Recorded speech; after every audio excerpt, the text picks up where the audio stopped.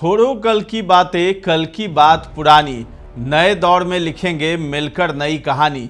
साल 1961 में आई फिल्म हम हिंदुस्तानी के गीत के बोल तेजस्वी यादव की नई राजनीति के अंदाज पर सटीक बैठती लग रही है।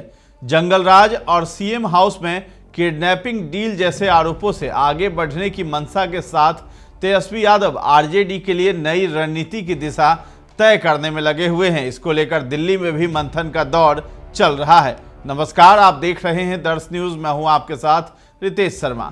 लालू प्रसाद यादव के साले और पूर्व राज्यसभा सांसद सुभाष यादव ने जब से 1990 के बाद लालू राबड़ी शासनकाल में बिहार के सीएम हाउस में किडनैपिंग की डील की बात कही है, तब से ही बिहार में सियासी भूचाल आ गया है।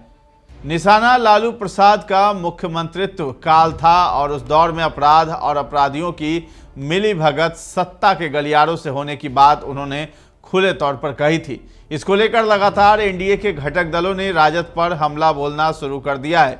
जंगल राज की याद फिर से दिलाई जाने लगी है, लेकिन बताया जा रहा है कि आरजेडी अपनी खास रणनीति पर चल रही है और इसको लेकर दिल्ली में मंथन का दौर भी शुरू हो गया है।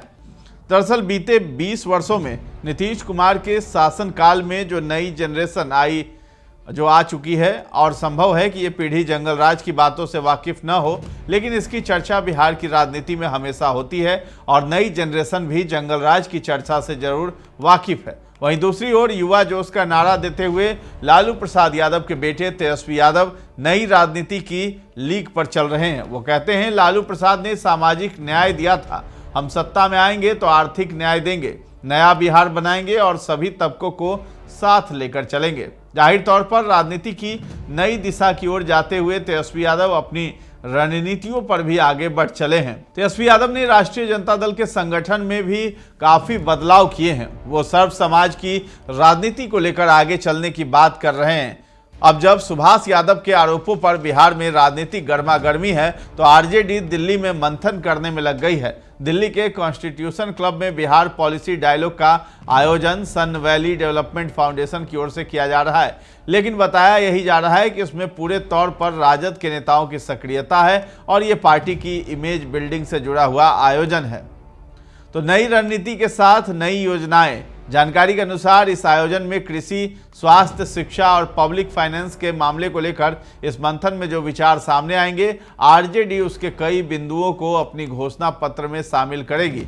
चर्चा के मुख्य बिंदुओं में भारी भरकम ब्याज से मुक्ति के लिए बिहार का बजट कैसे बनाया जाए, लोगों को तुरंत राहत देने वाली योजनाओं पर कैसी रणनीति अपनाई जाए, लोगों के खर्च करने की क्षमता कैसे बढ़ पाए, इस पर भी मंथन किया जा रहा है। वहीं स्वास्थ्य और शिक्षा के लिए एक बड़ा वर्ग जो निजी संस्थाओं की ओर रुख किए हुए है, उसको लेकर क्या रणनीति बनाई जाए और क्या योजनाएं बनाई जाए। हालांकि अंदर खाने की जानकारी यही आ रही है कि इस मेगा मंथन में अति पिछड़े वर्ग के बुद्धिजीवियों को एक मंच पर लाने की कवायद है। ऐसा इसलिए कि आगे 8 महीने के बाद जो विधानसभा चुनाव बिहार में होने वाले हैं और आगामी 3 मार्च को जो बिहार का बजट पेश होने वाला है, इसको लेकर राजद मंथन कर रहा है। राजद के रणनीतिकार वैकल्पिक स्तर पर सरकार की योजनाओं से इतर अपनी योजनाएं जनता के सामने प्रस्तुत करने की तैयारी कर रही है। हालांकि इसकी कोई आधिकारिक पुष्टि नहीं है। दरअसल बीजेपी तेजस्वी यादव अक्सर अपने 17 महीने के कार्यकाल की बात करते हैं और वो कहते हैं कि उन्होंने 17 महीने में जो कार्य किए उतने नीतीश सरकार ने 17 साल में नहीं कर पाई है। वो सरकारी नौकरी से लेकर बिहार के इंफ्रास्ट्रक्चर और विभिन्न योजनाओं की बातें करते हैं। उन्होंने महिलाओं के लिए माई बहन मान योजना जो है उसके तहत माताओं बहनों को 2500 रुपये प्रति माह देने, वृद्ध जन और विकलांग जन पेंशन को प्रति माह 1500 रुपये किए जाने, रियायती दर में गैस सिलेंडर, स्मार्ट मीटर का दुष्चक्र बंद करने और प्रति माह 200 यूनिट बिजली निःशुल्क देने जैसे वादे किए हैं। इसके साथ ही तेजस्वी यादव अक्सर ये कहते हैं कि नीतीश कुमार अब टायर्ड भी हैं और रिटायर्ड भी। इसके साथ ही खुद को युवा जोश वाला नेता के तौर पर स्थापित करने की कवायद कर रहे हैं। वो पूरे बिहार का दौरा कर रहे हैं, कार्यकर्ताओं से डायरेक्ट कनेक्ट हो रहे हैं। इसके साथ ही कई स्तरों पर पार्टी में युवाओं को भी प्रमोशन दे रहे हैं। उन्होंने युवा नेताओं की एक टीम बनाई है जिसमें उनके करीबी और राज्यसभा सांसद संजय यादव के साथ नीतीश कुमार के साथ काम कर चुके शाश्वत गौतम जैसे पढ़े लिखे युवा भी शामिल हैं।